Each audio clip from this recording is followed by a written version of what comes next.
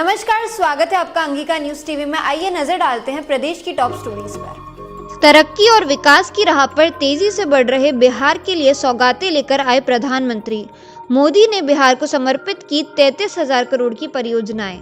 Metro, नदी, sewerage, CNG, पेयजल और पुल से जुड़ी कई सुविधाओं से अब जिंदगी बनेगी आसान।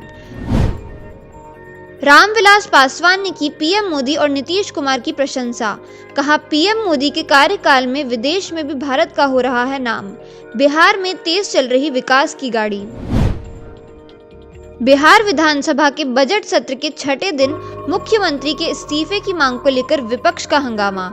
आरजेडी ने मुजफ्फरपुर बालिका आवास गृह यौन शोषण का उठाया मुद्दा। कांग्रेस में शामिल हुए कीर्ति झा आजाद। कांग्रेस अध्यक्ष राहुल गांधी को मिथिला की परंपरा में आजाद ने मखाना की माला, पाग और चादर भेंटकर किया सम्मानित। नाम में अंतर होने से शहीद संजय की पत्नी को अब तक नहीं मिला चेक। सुधार के लिए परिजनों से मांगा गया शपथ पत्र। पटना में माल सलामी थाना क्षेत्र के भैंसानी टोला में ब्रांडेड कंपनियों के नाम पर नकली कफ सिरप और क्रीम बनाने वाली फैक्ट्री पर पुलिस का छापा। पुलिस ने लाखों रुपए का तैयार माल समेत भारी मात्रा में कच्चा सामान, रैपर और मशीनें की जब्त। बिहार बोर्ड के मैट्रिक की परीक्षा 21 फरवरी से होगी शुरू। प्रथम पाली 9:30 बजे से और द्वितीय पाली 1:45 बजे से होगी। केंद्र में 10 मिनट पहले प्रवेश करना अनिवार्य। बिहार में फिल्मी पोस्टर से मतदान प्रतिशत बढ़ाने की कवायद। मुख्य निर्वाचन पदाधिकारी के कार्यालय में लगाए गए हैं सुपरहिट हिंदी फिल्मों के पोस्टर। स्मार्ट सिटी मिशन के तहत मुजफ्फरपुर के सभी कार्यालय सौर ऊर्जा से होंगे जगमग।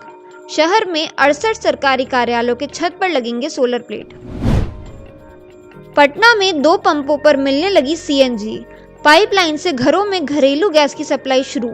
31 मार्च तक 63.47 रुपए प्रति किलो बिकेगी सीएनजी।